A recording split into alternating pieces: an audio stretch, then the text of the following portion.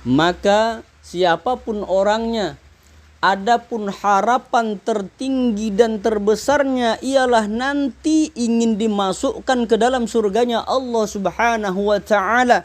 Siapapun orangnya, maka ketika ditanya kepadanya, pasti jawabannya ingin masuk ke dalam surganya Allah Subhanahu wa taala. Maka daripada itu, sekecil apapun amal yang kita lakukan, jika kita lakukan itu benar-benar tulus ikhlas karena Allah, benar-benar kita lakukan karena memang tulus ikhlas, karena benar-benar hanya mengharapkan keridhaan dari Allah Subhanahu wa taala semata, maka jika itu diterima oleh Allah Subhanahu wa taala, maka insya Allah akan berbalas surga. Sekecil apapun ibadah, sekecil apapun kebaikan yang kita lakukan itu, maka insya Allah perbuatan itu akan dibalas oleh Allah Subhanahu wa taala nantinya.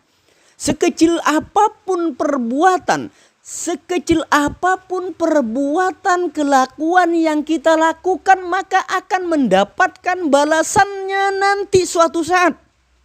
Makanya jika kita melakukan suatu kebaikan, maka kebaikan itu akan dibalas dengan kebaikan, akan dibalas oleh Allah dengan surganya nanti di akhirat. Begitupun sebaliknya, sekecil apapun kejahatan yang kita lakukan ketika masih hidup di dunia ini, akan berbalas kejahatan pula nantinya di akhirat, akan disiksa oleh Allah di dalam surga, di dalam nerakanya Allah Subhanahu wa taala.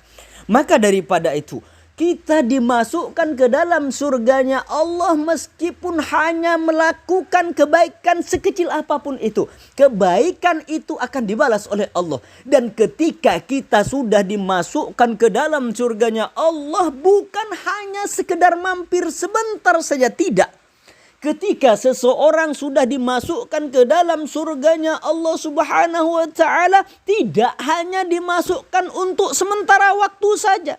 Ketika seseorang oleh Allah sudah dibalas kebaikannya berupa surga nanti di akhirat, maka kita tinggal di dalam surga tidak hanya sementara waktu.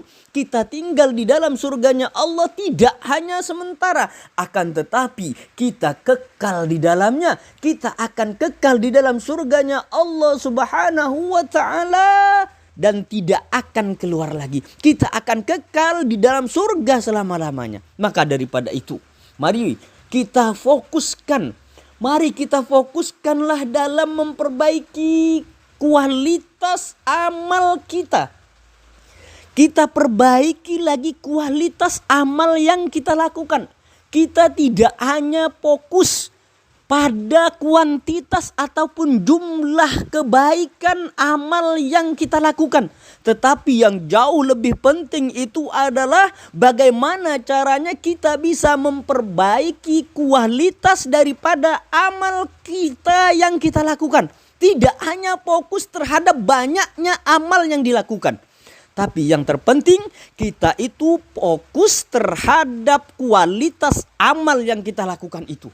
Maka sehingga di sana ada seorang pezina masuk surga hanya karena memberi minum anjing yang hina.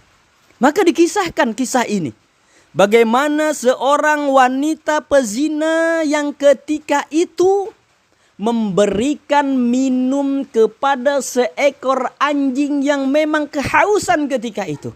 Bayangkan, yang memberikan minum ada seorang pezina dan yang diberikan minum itu adalah seekor anjing yang hina.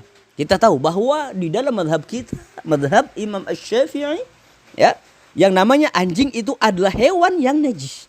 Akan tetapi dikisahkan bahwa ada seorang wanita pezina yang memberikan minum kepada seekor anjing yang kehausan. Maka dengan lantaran ataupun sebab dia memberikan air, memberikan minum kepada seekor anjing yang ketika itu mondar-mandir mengelilingi sebuah sumur, ya. Anjing mengelilingi sebuah sumur yang ingin minum, ingin mengambil air dari dalam sumur. Akan tetapi anjing tidak bisa. Ketika itu lewatlah seorang pezina. Maka diambilkan air oleh pezina tersebut, oleh seorang wanita tersebut, dan diberikan minum kepada anjing tersebut. Sehingga di sana seorang pezina yang cuma memberikan air, memberikan minum kepada seekor anjing, maka orang tersebut pun sudah dikatakan sebagai melakukan suatu kebaikan.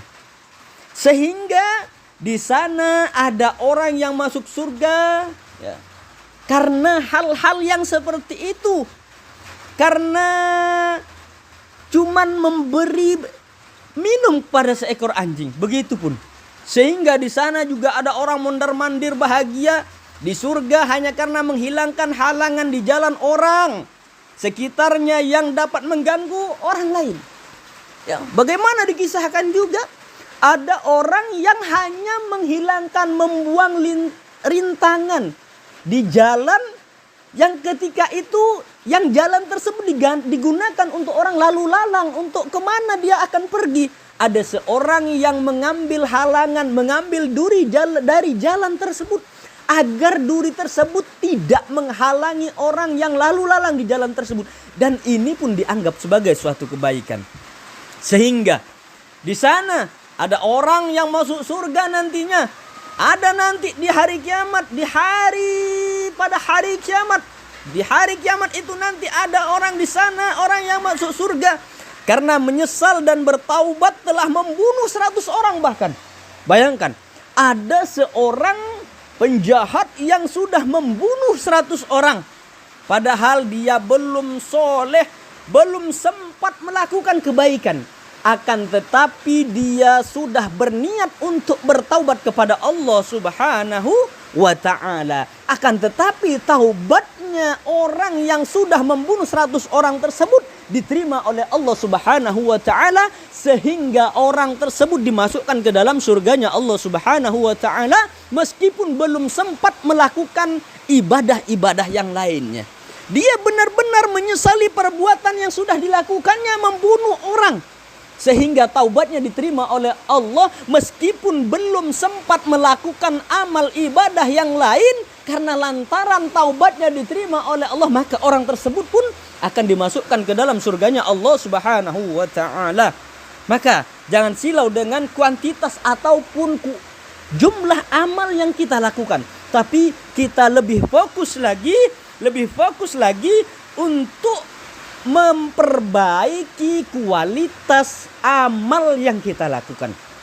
Ya, sedikit-sedikit kita mencoba untuk memperbaiki kualitas amal yang kita lakukan itu. Tidak hanya kita fokus terhadap kuantitas ataupun jumlah amal itu.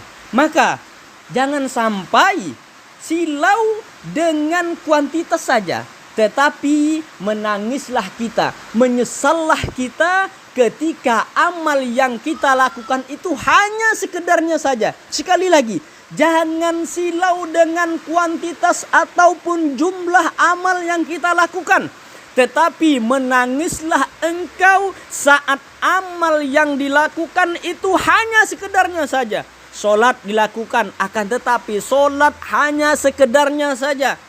Baca Al-Quran juga dilakukan, baca Al-Quran, akan tetapi baca Al-Qurannya hanya sekedarnya saja. Zikir pun juga begitu. Zikir juga dilakukan, akan tetapi zikir hanya sekedarnya saja. Begitupun sedekahnya sesuai moodnya saja. Sedekah hanya sekedarnya saja. Dan berbuat baik hanya karena maunya saja.